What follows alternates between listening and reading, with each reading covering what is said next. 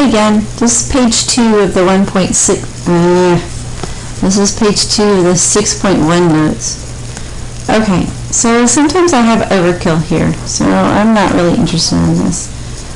I'm going to tell you how to do one of these one more time, because we did one on the previous page. How do you find a critical value for z? So if your confidence level is given to you, it's the middle of the distribution. So from here to here, we'll say this is the lower z and the upper z, right? Negative and positive. This middle spot is 70% from here to here. So this area is 0.7. But there's area outside of it all, right? So we're talking about all this here. So how much is this little piece worth? That's what you need. So in the last video I talked about if you take 1 minus the confidence level and divide by 2, then you'll know what your area is. So in this case we get 0.3 divided by 2, we get 0.15. If I look this up on my table, then I'll have my critical value for z. The lower z would be negative 1.04 and the upper would be positive 1.04. That's where the plus or minus part of the confidence interval comes from. So let's actually build a confidence interval.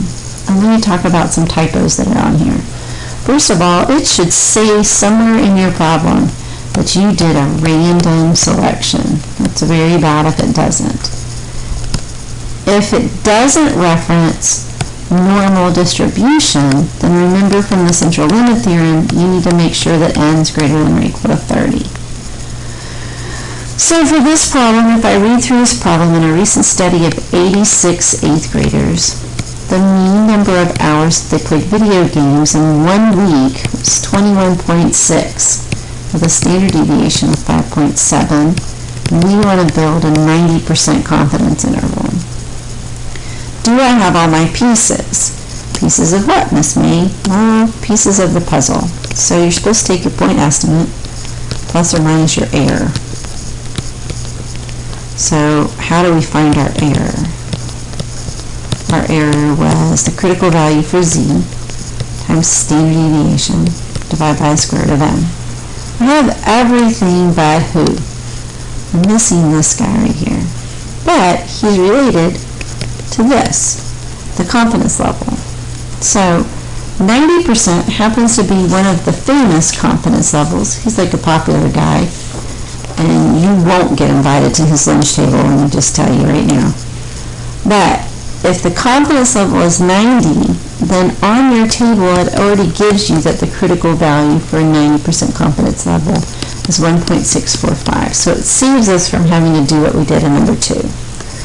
Okay, so let's build our confidence level. We have 21.6 plus or minus our error, which is found by doing 1.645 times the standard deviation divided by the square root of n.